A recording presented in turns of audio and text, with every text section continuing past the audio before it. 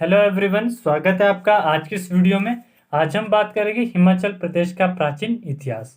तो वीडियो आपने एंड तक ध्यान से देखनी है और वीडियो की इम्पोर्टेंस आपको यहाँ पे दिख रही है। ठीक है, वीडियो आपके लिए बहुत इम्पोर्टेंट रहने वाली है। तो चलो स्टार्ट करते हैं वीडियो को। तो आपको देखना क्या है, इसमें हम कवर करेंगे प्रागैतिहासिक एवं वैदिक काल। तो सबसे पहले स्टार्ट करते हैं प्रागैतिहासिक काल। तो आपको मीनिंग देखना है। मीनिंग क्या है? Pre historic. तो प्रागैतिहासिक काल का मतलब है इतिहास से पहले का समय, जिस काल में लिपि का विकास नहीं हुआ था, यानी कि जहां पर हमारे पास कोई लिखित स्रोत नहीं थे। इस काल में हम केवल पुरातात्विक स्रोतों पर ही निर्भर रहते थे। बाकी आपको ध्यान रखना है, इस काल को बांटा गया है 3 खंडों में: पुरापाषाण, मध्यपाषाण और नवपाषाण। ठीक है। नेक्स्ट, इस काल में हमें कुछ जो जानकारियां हैं वो मिलती है अवशेषों से, मिट्टी के बर्तन से और पत्थर के औजार से। ठीक है। नेक्स्ट हम इसमें देख सकते हैं पाषाण काल। पाषाण काल से हम क्या समझ सकते हैं? पत्थर के औजार जिस काल में यूज होते हैं उस काल को पाषाण काल कहते हैं। तो पाषाण कालीन के स्रोत हिमाचल प्रदेश की अलग अलग जगहों में मिलते हैं। सबसे पहले हम यहाँ पे पता कर सकते हैं, नालागढ़ में ओला प्रूफर ने जो है पत्थरों से बने औजार खोजे थे। कब? 1951 में। कहाँ पर खोजे थे? सिरसा नदी के दाईं ओर। सिरसा नदी जो है सतलुज नदी की सहायक नदी है। ठीक है। इसी तरह से नेक्स्ट हम इसमें बात कर सकते हैं 1955 में बीबी लाल को भी मिले थे 72 पत्थरों के उपकरण, जिसमें चापर, हस्त कुठारे और बेदनी इनको मिली थी। ठीक है। और ये कांगड़ा के क्षेत्र में गुलेर और देहरा और ढलियारा में इनको मिले। नेक्स्ट इसी तरह से जीसी महापात्रा ने भी सिरसा नदी घाटी में और कांगड़ा में पत्थर के बने औजारों के अवशेष प्राप्त किए थे। ठीक है। बाकी नेक्स्ट इंपॉर्टेंट फैक्ट रहता है इसका, सिरमौर की जो मारकंडा नदी है इसके सुकेती क्षेत्र में भी 1974 में हमें पत्थर के जो बने अवशेष हैं प्राप्त हुए हैं। तो ये हमें बातें बताता है नवपाषाण कालीन स्रोत की। नेक्स्ट हम मध्यपाषाण कालीन की बात करें तो इसमें हमें स्थायी कृषि और सभ्यताओं के बारे में पता चलता है। नवपाषाण का मतलब है भूरे रंग के चित्र मिट्टी के बर्तनों में बने मिले, यानी कि यहाँ पे मिट्टी के बर्तनों के बारे में बात होती है। तो ये कुछ स्रोत है जो हिमाचल प्रदेश में अलग अलग जगहों पर मिले।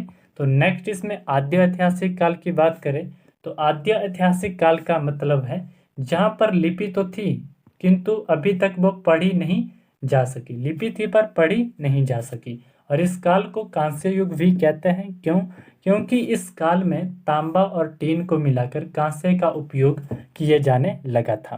बाकी आप इसमें ध्यान रखोगे, आद्य ऐतिहासिक काल में हिमाचल के निवासी थे कोल, किरात, नाग, खश, और खश से ही आगे कनैत और कुलिंद निकले थे। ये जातियां इनसे बनी थी। ठीक है। नेक्स्ट हम बात करें यहाँ पे कुछ प्राचीन देवता के बारे में भी स्रोत रहते हैं जो हिमाचल में हमें मिलते हैं। शिव के बारे में, शक्ति के बारे में, नाग के बारे में। और हिमाचल का जो प्राचीनतम धर्म है वो शैव धर्म माना जाता है। इंपॉर्टेंट पॉइंट है। बाकी शिव से मिलते जुलते जो देवता थे उनकी पूजा यहाँ पे की जाती थी हिमाचल प्रदेश में। बाकी शक्ति को अलग अलग रूप में हिमाचल प्रदेश में माना गया है। जैसे आप यहाँ पे देख सकते हैं अलग अलग देवियों के नाम हैं। ठीक है। बाकी नाग के बारे में अनेक मंदिर भी हैं नाग के बारे में हिमाचल प्रदेश में जिनकी पूजा की जाती है। मंडी का पंच भक्त मंदिर है, ये भी नागों के लिए प्रसिद्ध है। नेक्स्ट हम यहाँ पे देख सकते हैं कोल जाति के बारे में, क्योंकि यहाँ पर हम निवासी के बारे में बात कर रहे हैं तो सबसे पहले हम डिस्कस करेंगे कोल जाति को। तो देखिए, कोल की बात करते हैं। कोल का जो मतलब है ये हिमाचल के क्या थे? मूल निवासी थे। ठीक है। कोल शब्द की बात करें तो ब्राह्मण लोग और आर्य लोग इस शब्द को आदिवासियों के लिए गाली के रूप में किया करते थे। ठीक है। और संस्कृत में आदिवासियों के लिए निषाद, कोल, भील, शांबर, किरात, दास, शूद्र, दस्यु ऐसे ऐसे शब्दों का इस्तेमाल किया गया है। वर्तमान में कोल को देखें तो ये कोली, हाली, डूम, चनाल, बाड़ी आदि लोग के रूप में हिमाचल प्रदेश में बसे हैं। और हिमाचल में बसने का पता कैसे लगता है कि हिमाचल के मूल निवासी कोल है? इनका पता चलता है कुमाऊं की चंदेश्वर घाटी की चट्टानों से। ठीक है। ये सोर्स है इनका। नेक्स्ट हम किरात की बात करें। कोल तो होगी जो फर्स्ट जाति थी हिमाचल प्रदेश में बसने वाली, और सेकंड जो जाति है अपनी किरात है। ठीक है। किरात के बारे में देखोगे, महाभारत में किरातों को हिमालय के निवासी बताया गया है। तो कोल जाति के बाद यहाँ आने वाली, हिमाचल आने वाली दूसरी जाति कौन है? किरात है। डायरेक्ट क्वेश्चन बनता है। और ऋषि वशिष्ठ ने इनका व्याख्यान किया था शिशन देव के रूप में, यानी कि लिंग देवता को पूजने वाले, लिंग देवता की पूजा करने वाले लोग ऋषि वशिष्ठ ने किरातों को कहा। तो इनका वर्णन मिलता है मनु और कालिदास के रघुवंश में, किन्नरों के रूप में कालिदास के रघुवंश में इनका वर्णन मिलता है। नेक्स्ट किरातों की बात करें तो इनको खशों द्वारा पहाड़ी का जो तलहटी रहता है, जो समतल एरिया रहते हैं, वहाँ से भगाकर ऊंचे पर्वतों में खशों ने किरातों को भेजा था। ठीक है। अब नेक्स्ट हम इसमें बात करें, अगली जाति है नाग जाति। तो नाग के बारे में क्या कहा जाए तो हिमाचल की पहाड़ियों में हर जगह ये बसते थे। मंडी के पंचवक्त्र शिव मंदिर में नागों की 10 फुट ऊंची मूर्तियां भी हैं। ये इंपॉर्टेंट फैक्ट है। और पंचवक्त्र मंदिर कहाँ पे, ये भी इंपॉर्टेंट है, मंडी जिला में स्थित है। ठीक है, ये आपने ध्यान रखना है। और यहाँ से भी क्वेश्चन बन जाता है, बासुकी नाग की पूजा चंबा कुल्लू आदि में की जाती है। ठीक है, ये इंपॉर्टेंट रहता है। तक्षक नाग ने हिमालयों में नाग राज्य भी स्थापित किया था। बाकी आपको इसमें वीडियो में एंड में वन लाइनर क्वेश्चन आंसर मिलेंगे, इससे वीडियो का रिवीजन इजीली हो जाएगा। तो एंड तक वीडियो देखनी है। तो खश की बात करते हैं। तो खश क्या है? आर्यों की तीसरी शाखा मानी जाती है, जो मध्य एशिया से होते हुए कश्मीर होते हुए हिमालयों में फैल गई। फिर अच्छा, तो हम खश जाति की बात कर रहे हैं। तो इसमें हम देख सकते हैं जो खश है आर्यों की तीसरी शाखा है, जो मध्य एशिया से कश्मीर होते हुए हिमालय में फैल गई और हिमाचल में आ गई थी। तो हिमाचल में कहाँ पर खश मिलते हैं?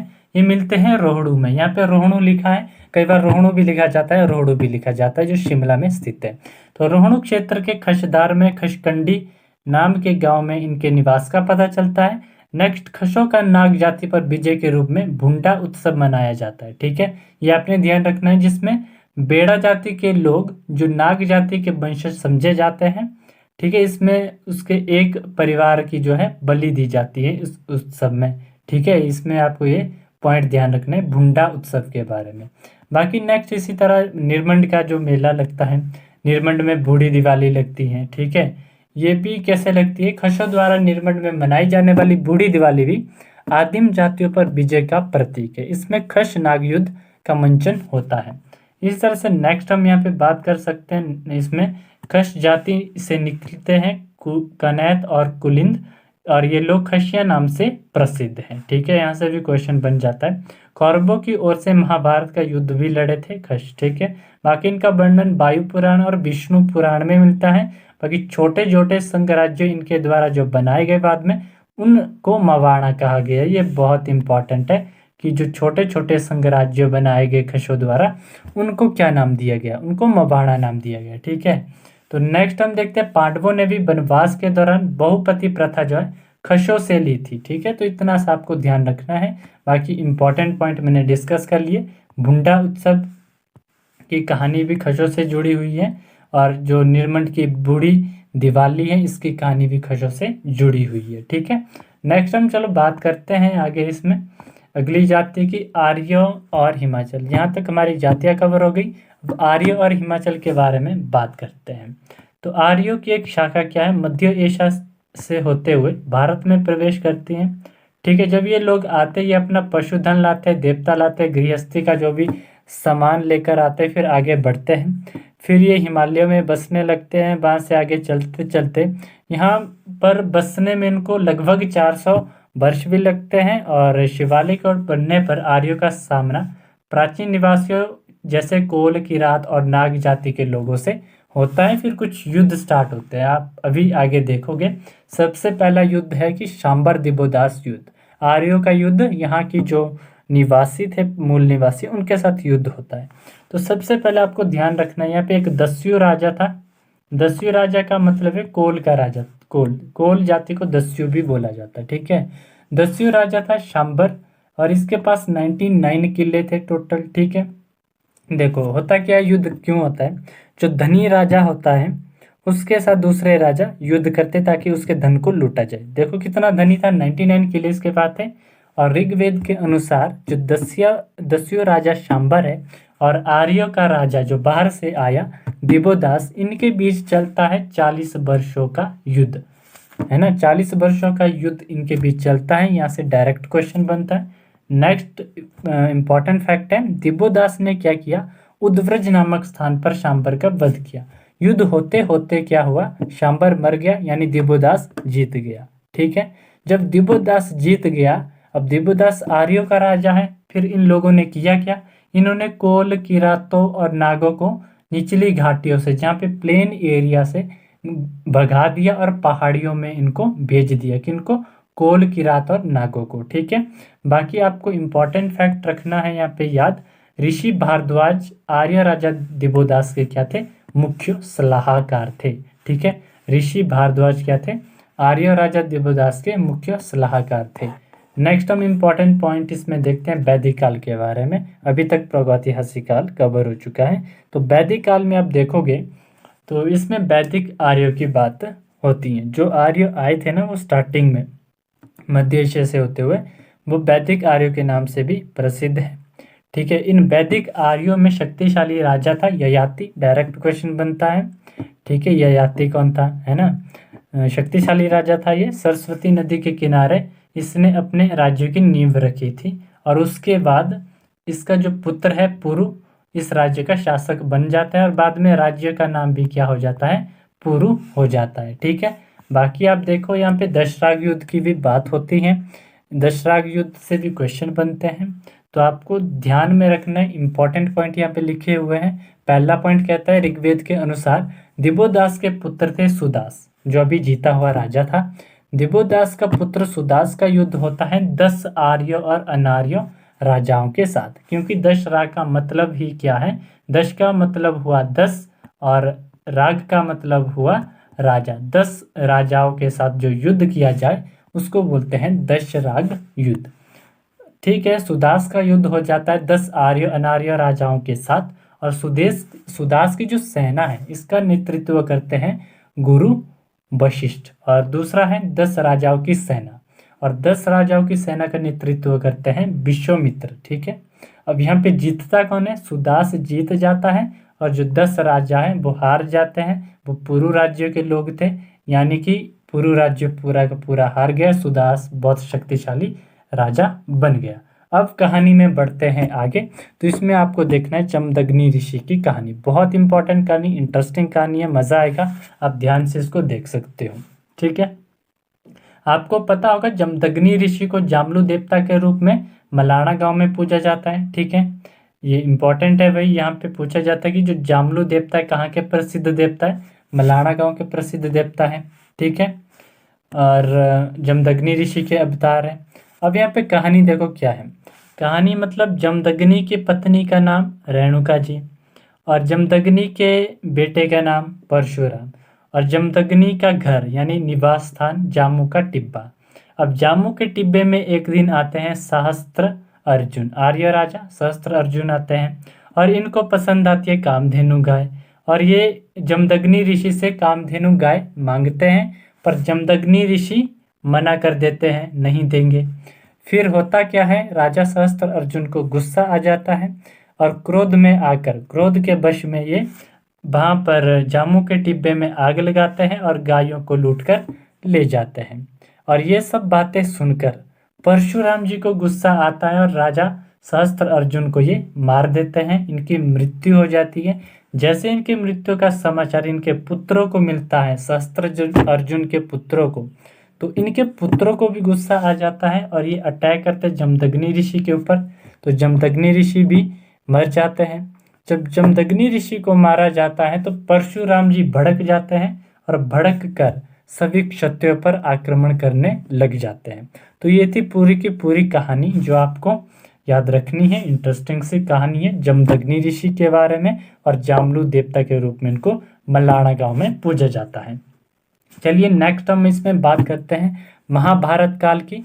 तो महाभारत के काल में क्या होता है, यहाँ से भी कुछ स्रोत मिलते हैं हिमाचल प्रदेश के प्राचीन इतिहास के। तो देखो इसमें कहा गया है, जनपद के ऋग्वेद में क्या कहा गया है हिमाचल को, हिमवंत। हिमवंत, यानी हिमाचल का जो पुराना नाम है, प्राचीन नाम है, वो हिमवंत है। ठीक है।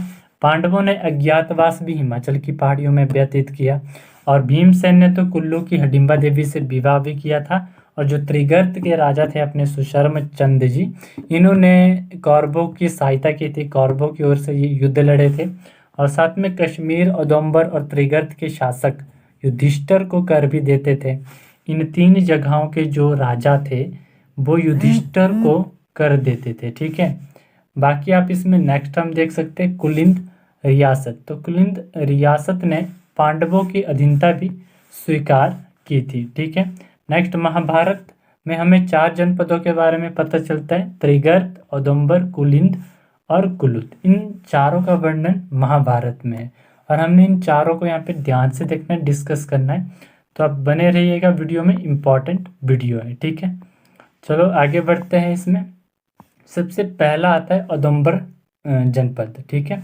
तो इस जनपद में क्या कहना है, तो औदुंबर जो है विश्वामित्र के वंशज थे ये लोग, इम्पॉर्टेंट है, जो कौशिक से संबंधित है। जो औदुंबर है शिव भक्त थे और भेड़ पालक भी थे। ठीक है। नेक्स्ट पाणिनि के गणपत में भी औदुंबरों की वर्णन दिया गया है। साथ में औदुंबर जो है वृक्ष की बहुलता के कारण यह जनपद औदुंबर कहलाता है। और कश्मीर, औदुंबर और त्रिगर्त के शासक युधिष्ठिर को कर भी देते थे और सिक्कों पर त्रिशूल भी खुदा था औदुंबरों के। ये आपको ध्यान रखना है, त्रिशूल था और बैल था, त्रिशूल और बैल के चित्र। ठीक है। नेक्स्ट इनके जो सिक्कों में लिपि थी वो थी ब्राह्मी और खरोष्टी लिपि, ये भी इम्पॉर्टेंट रहता है। ठीक है। और महादेवसा के अनुसार महादेवसा शब्द मिला और तांबे चांदी के सिक्के चलाए गए। तो इनके सिक्कों पर महादेवसा शब्द भी मिला और इन्होंने बाद में चांदी के सिक्के, तांबे के सिक्के भी चलाए थे। तो ये था औदुंबर जनपद। तो इनके बारे में ये कुछ बातें थी। अब नेक्स्ट हम देखते हैं त्रिगर्त जनपद। तो इसके बारे में क्या बातें हैं, क्या फैक्ट हैं, ध्यान से देखते हैं। ठीक है। तो पहले तो आपको पता होना चाहिए त्रिगर्त होता क्या, त्रिगर्त का मतलब क्या है। देखो, त्रिगर्त का मतलब है 3 नदियों के बीच की जगह। तो 3 नदियां कौन है, रावी, ब्यास और सतलुज। ठीक है, क्लियर है। तो जनपद की स्थापना कौन करता है जी, भूमिचंद जी करते हैं और भूमिचंद जी यहाँ के संस्थापक हो गए। नेक्स्ट हम देख सकते हैं सुशर्मा उसकी पीढ़ी का 231वां राजा था। जो भूमिचंद है ना, भूमिचंद के 231वीं पीढ़ी का राजा था सुशर्मा चंद, जिसने पांडवों को अज्ञातवास में शरण देने वाले मत्स्य राजा विराट पर आक्रमण किया था। क्यों? क्योंकि सुशर्मा चंद्र जो है सहायता कर रहा था कौरवों की। ठीक है। और सुशर्मा चंद्र ने कांगड़ा किला भी बनवाया है। साथ में पाणिनि के त्रिगर्त को आयुध जीवी संघ कहा गया है, जिसका अर्थ है युद्ध के सहारे जीने वाले लोग। तो पाणिनि ने त्रिगर्त को क्या कहा है, आयुध जीवी संघ, ऐसा संघ जो युद्ध के सहारे जीता है। और इनका वर्णन मिलता है पाणिनि के अष्टाध्यायी में, कल्हण के राज तरंगणी में, विष्णु पुराण, बृहत संहिता और महाभारत के द्रोणपद में। इन जगहों पर इनका वर्णन मिल जाता है। ये थी जानकारी त्रिगर्त के बारे में। नेक्स्ट हमारा जनपद है कुलुत। ओके, तो कुलुत का मतलब आप ध्यान से देखोगे, कुलुत क्या है। कुलुत का मतलब कहा जाता है ब्यास नदी के ऊपर वाला जो भी इलाका है उसको हम कुलुत बोलेंगे। ठीक है। इसका वर्णन मिलता है रामायण में, महाभारत में, बृहत संहिता में, मार्कंडेय पुराण में, मुद्रा राक्षस और मत्स्य पुराण में। अब करते हैं बात इसकी राजधानी की। तो इसकी प्राचीन राजधानी का नाम नगर, जिसका विवरण पाणिनि की कात्यायनी गंगा में मिलता है। ठीक है। नेक्स्ट पॉइंट है कुल्लू घाटी में, कुल्लू से रिलेटेड है तो कुल्लू घाटी की बात होगी कुलुत में। तो कुल्लू घाटी में एक राजा हुआ करते थे, राजा बेरियास, और इनके नाम से 1ली सदी का सबसे पुराना सिक्का मिलता है कुल्लू घाटी में। ठीक है। और सिक्के पर जो है प्राकृत और खरोष्टी भाषा में लिखा गया है, ये लिपियां यूज हुई हैं कुल्लू के सिक्के में। और कुलुत रियासत की स्थापना की है प्रयाग से आए हुए विहंग मणिपाल ने। तो ये कुछ इंपॉर्टेंट पॉइंट थे कुलुत के बारे में। नेक्स्ट हमारा जनपद रहता है लास्ट जनपद कुलिंद जनपद। ठीक है। तो कुलिंद की बात करते हैं तो कुलिंद का अर्थ रहता है ब्यास, सतलुज और यमुना के बीच की भूमि, इसको कुलिंद कहा गया। वैसे तो इसका नाम पड़ा कैसे, तो इसके बारे में कुछ तथ्य है। यमुना नदी का पुराना नाम है कालिंदी। इसकी वजह से भी बोला जाता है कि जो भी क्षेत्र इधर उधर के यमुना नदी के आसपास के हैं उनको कुलिंद कहा गया, उस क्षेत्र को कुलिंद कहा गया। ठीक है, नेक्स्ट हमारा पॉइंट बनता है इसमें कुलिंद। कुलिंद यानी बेहड़ा, बेहड़ा का एक पेड़ होता है। ठीक है, इसकी बहुतायत होने के कारण भी इस जनपद का नाम कुलिंद पड़ा होगा। ठीक है, बाकी आपको थोड़ा सा इसमें ध्यान रखना होता है, सिरमौर में, शिमला में, अंबाला में, सहारनपुर के क्षेत्र इसमें शामिल थे कुलिंद क्षेत्र में। ठीक है, वर्तमान के समय में कुनैत और कनैत का संबंध जो है कुलिंद से माना जाता है, इंपॉर्टेंट। और नेक्स्ट, सिक्के पर राजा अमोघभूति का नाम खुदा हुआ मिला था कुलिंद के सिक्कों पर, राजा का नाम अमोघभूति है। नेक्स्ट, कुलिंदों के सिक्कों पर त्रिशूल के साथ शिव की आकृति पाई जाती है, जबकि औदुंबर के सिक्कों में शिव की त्रिशूल के साथ बैल पाए जाते हैं। नेक्स्ट हम देख सकते हैं त्रिशूल के साथ बैल पाए जाते हैं, बट यहाँ पे त्रिशूल के साथ शिव पाए जाते हैं, औदुंबर में त्रिशूल के साथ बैल पाए जाते हैं। ठीक है, नेक्स्ट हम देखते हैं अब क्वेश्चन आंसर। तो वीडियो का रिवीजन होने वाला है, ध्यान से बैठिएगा, सिंपल सा बढ़िया रिवीजन रहेगा। क्वेश्चन नंबर 1, किन 6 गणराज्यों के समूह का महाभारत व अन्य पुस्तकों में वर्णन मिलता है? आंसर है त्रिगर्त षष्ठ का। क्वेश्चन 2, 10 आर्य राजाओं के युद्ध को प्राचीन इतिहास में किस युद्ध के नाम से जानते हैं? आंसर है दशराग युद्ध। क्वेश्चन 3, हिमाचल प्रदेश को जीतने के अभियान को किस आर्य राजा ने शुरू किया? आंसर है दिबोदास ने। क्वेश्चन 4, हिमाचल क्षेत्र पर सबसे पहले आक्रमण करने वाली विदेशी जाति कौन सी थी? आंसर है आर्य। क्वेश्चन 5, महाभारत के अनुसार औदुंबर किसके वंशज है? आंसर है भाई विश्वामित्र के। न बात करें इसमें क्वेश्चन नंबर 6 की, 10 आर्य राजाओं के युद्ध दशरहा का वर्णन किस हिंदू धर्म ग्रंथ में मिलता है? आंसर है भाई ऋग्वेद में। क्वेश्चन नंबर 7, किरात का राजा एक शांबर जिसके विरुद्ध आर्य राजा दिबोदास के मुख्य सलाहकार कौन थे? ठीक है, भारद्वाज ऋषि थे। ठीक है, नेक्स्ट हम बात करें ऋग्वेद में वर्णित 10 राजाओं के युद्ध दशरथ में किस राजा को विजय मिली? तो आंसर है सुदास को। सुदास दिबोदास का पुत्र था। ठीक है, नेक्स्ट हम बात करें क्वेश्चन नंबर 9, पंजाब का कौन सा नगर प्राचीन काल में त्रिगर्त नाम से जाना जाता था? आंसर है जालंधर। ठीक है, क्वेश्चन 10, ऋग्वेद में वर्णित दशरथ का क्या अर्थ है? आंसर है 10 राजाओं का युद्ध, 10 आर्य राजाओं का युद्ध। नेक्स्ट हम देखते हैं इसमें क्वेश्चन नंबर 11 तो गला फंस गया है। त्रिगर्त 2 भागों में बंटा हुआ था, एक नगर कोट है तथा दूसरा क्या है? आंसर है भाई जालंधर। क्वेश्चन 12, उत्तर भारत के निवासियों को वैदिक आर्य किस अपमान सूचक नाम से पुकारते थे? आंसर है दस्यु। क्वेश्चन 13, शांबर किस स्थान पर मारा गया? तो शांबर को मारा गया है बेरची उदब्रज में। मैंने बताया था आपको, उदब्रज में शांबर को जो है मारा गया है। ठीक है, शांबर और जो दिबोदास का युद्ध था उसमें दिबोदास की विजय होती है, दिबोदास इसका वध कर देता है शांबर का उदब्रज नामक स्थान पर, पूरा नाम है बेरची उदब्रज। ठीक है, क्वेश्चन नंबर 14 खशों ने हिमाचल प्रदेश में किस रास्ते से प्रवेश किया? आंसर है कश्मीर से होते हुए हिमाचल में आते हैं। क्वेश्चन 15, महाभारत और पाणिनि के अष्टाध्यायी में किस गणराज्य का उल्लेख मिलता है? आंसर है खश गणराज्य का। नाउ नेक्स्ट क्वेश्चन है क्वेश्चन 16, एक राजसूय यज्ञ है, इससे पहले त्रिगर्त, कुलुट और कुलिंद गणराज्यों की यात्रा किसने की थी?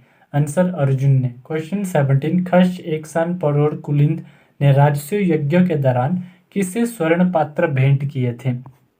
आंसर है युधिष्ठिर को। ठीक है, क्वेश्चन नंबर 18, किस ऋषि ने राजा जनमतापी का वध किया? आंसर है ऋषि वशिष्ठ ने। क्वेश्चन 19, वैदिक काल में हिमाचल प्रदेश के निवासी को जाना जाता था? आंसर है दास, दस्यु और निषाद के नाम से।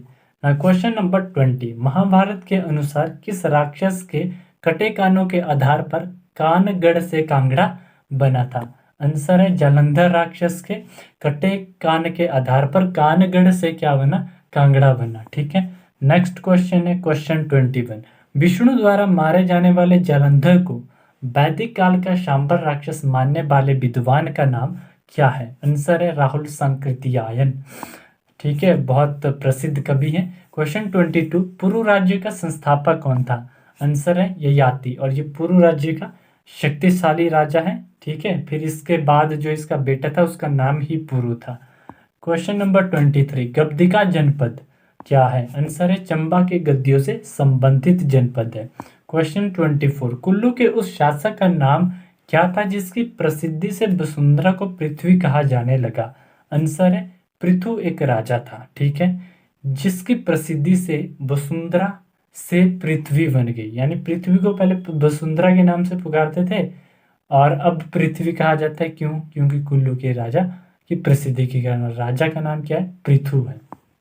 क्वेश्चन 25, भूमिचंद जो 234 पीढ़ी में पैदा हुआ, ठीक है, वो कौन सा शासक था जिसने महाभारत के समय कौरवों का साथ दिया? है ना, भूमिचंद की 234 पीढ़ी में पैदा हुआ। आंसर है सुशर्मा चंद। नेक्स्ट है क्वेश्चन नंबर 26, कांगड़ा के कटोच वंश के पहले राजा भूमिचंद की उत्पत्ति किससे हुई? आंसर है माता पार्वती से। होता क्या, माता पार्वती जब राक्षसों का संहार करने के लिए आती है तो उनके माथे से पसीना गिर जाता है मिट्टी में, और मिट्टी से जन्म होता है भूमिचंद का, यानी भूमि से जन्म हुआ भूमिचंद का। भूमि से जन्म हुआ तो नाम भूमिचंद रखा गया। ठीक है, तो ये आपने ध्यान रखना है। कटोच वंश के जो पहले राजा थे भूमिचंद, ठीक है, इनकी उत्पत्ति कहाँ से हुई है? माता पार्वती से, माता पार्वती के पसीने से। नेक्स्ट है क्वेश्चन नंबर 27, किस पौराणिक राजा की राजधानी सराहन थी? आंसर बाणासुर के। क्वेश्चन 28, दस्यु राजा शांबर के पास कितने किले थे? पहले क्लियर कर दिया मैंने, 99 किले। सेठ था, जब सेठ था तो सेठ राजा के साथ युद्ध करने का मजा ही आता है, तो इसलिए ये सोच के दिव्यदास ने युद्ध किया था और बाद में जीत गया था, लालच आ गया था उसको, है ना। क्वेश्चन नंबर 29, महाभारत के अनुसार औदुंबर किसके वंशज थे? आंसर है विश्वामित्र के। क्वेश्चन 30, सिंधु घाटी सभ्यता के दौरान कौन सी प्राचीन जनजाति निवास करती थी? आंसर दस्यु। नाउ आज की वीडियो में बस इतना ही। पूरी वीडियो आपको क्लियर हुई होगी। आई होप आप वीडियो अच्छी लगी होगी।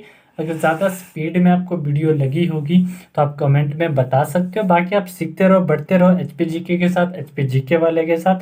आपसे मुलाकात होगी नेक्स्ट वीडियो में। तब तक के लिए धन्यवाद एंड थैंक्स फॉर वॉचिंग।